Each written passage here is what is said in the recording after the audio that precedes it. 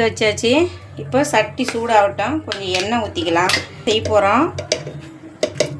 எப்படி இருக்குதுன்னு நான் செஞ்சு காட்டுறேன் பாருங்கள். இப்போது சட்டி காஞ்சிடுச்சு, எண்ணெய் ஊற்றிக்கிறேன். இப்போது சட்டி எண்ணெய் காஞ்சிடுச்சு. இப்போது கருவாடை போட்டு அதில் வறுத்துக்கிறேன்.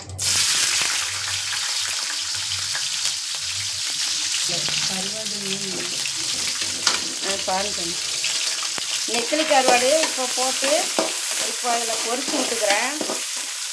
இப்போ நெத்திலி கருவாடு பொரிஞ்ச உடனே பொரிஞ்சிடுச்சு. இப்போ முட்டையை ஊற்றிக்கிறேன். 2 முட்டை ஊற்றிருக்கேன்.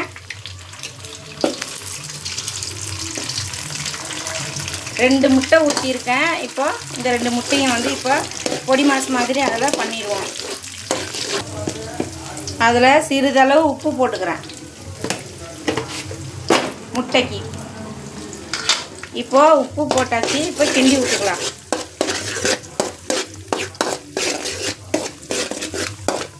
முட்டை வந்து நல்லா பொரிஞ்சு வந்துடுச்சு. இப்போ பீன்ஸு போட்டுக்கிறேன்.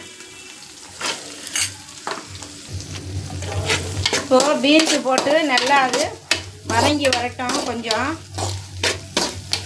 அது வதங்கி வந்த உடனே அடுத்தது பன்னீரை போட்டுப்போம்.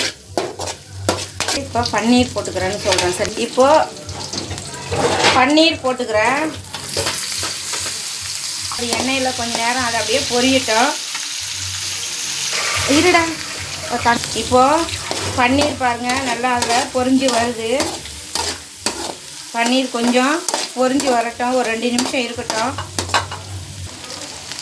பாருங்கள், பன்னீர் நல்லா பொரிஞ்சு வந்துடுச்சு. இப்போ அடுத்தது இப்போது வெங்காயம் போட்டுக்கிறேன்.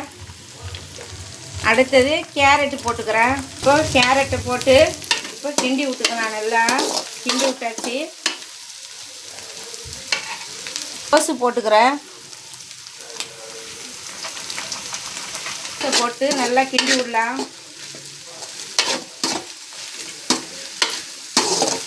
இப்போ நல்லா கிண்டி விட்டு அதுக்கு தேவையான அளவு கொஞ்சம் உப்பு போட்டுக்கிறேன். பன்னீருக்கு தான் நம்ம உப்பு போட்டோம், இதுக்கு உப்பு போடலை.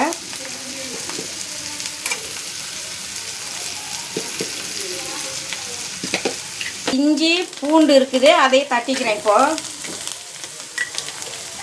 அதை நல்லா கொஞ்சம் அதை வதக்கி விட்றேன்.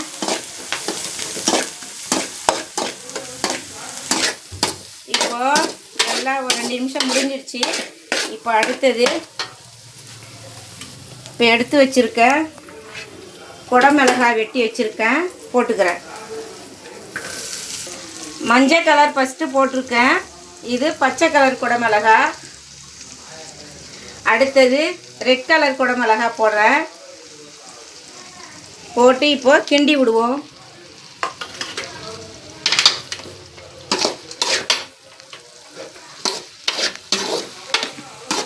இப்போ அடுத்தது நல்லா கிண்டி விடுவோம்.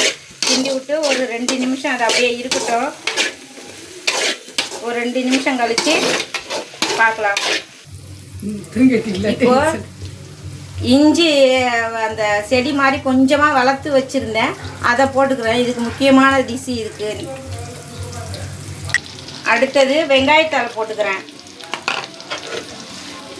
இப்போ இதை போட்டு கிண்டிட்டு கொஞ்சம் ரெட் சில்லி போட்டுக்கிறேன்.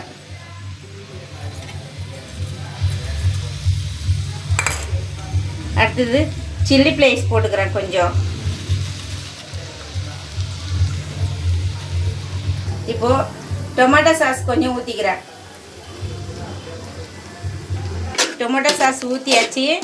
இப்போது நல்லா கிண்டி விட்டுக்கலாம். ஒரு 2 நிமிஷம் ஹை ஃப்ளேமில் வச்சு கிண்டி விட்டுக்கலாம். மீகோன் கொட்டிக்கிறேன் நான். இது வந்து மலேசியாவில் உள்ள மலேசியா ஸ்டைல். இது உங்களுக்கும் பிடிக்கும்னு நினைக்கிறேன். இதை நீங்களும் செஞ்சு ட்ரை பண்ணி பாருங்கள். இப்போது மீகோன் கொட்டியாச்சு. இப்போ கிண்டி விட்டுக்கலாம்.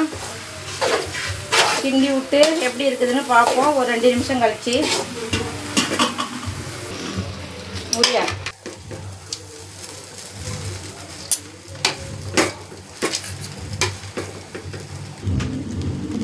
இப்போது சோயா சாஸ் கொஞ்சம் ஊற்றிக்கிறேன். இப்போது இதை நல்லா கிண்டி விட்டுக்கலாம். நல்லா ரெடி ஆகிடுச்சி. மீகோன் பாருங்கள், நல்லா ரெடி ஆகிடுச்சி. இது வந்து உங்களுக்கு இந்த டிஷ்ஷு பிடிக்கும். நீங்களும் ட்ரை பண்ணி பாருங்கள். இப்போது மல்லி இலையை தூவிக்கிறேன். கொஞ்சம்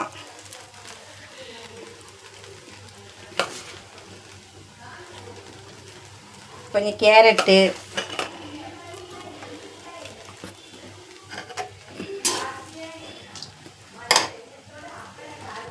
இரு இந்த வெங்காயத்தாளெலாம் போட்டுக்கிறேன். இப்போ ரெடி ஆகிடுச்சி ஃப்ரெண்ட்ஸ். மீகோன் ரெடி ஆகிடுச்சி. உங்களுக்கு பிடிச்சிருந்துச்சின்னா சப்ஸ்கிரைப் பண்ணுங்கள், லைக் பண்ணுங்கள், ஷேர் பண்ணுங்கள், கமெண்ட் பண்ணுங்கள், பெல் ஐக்கானை கிளிக் நெக்ஸ்ட் வீடியோவில் பார்க்குறேன்.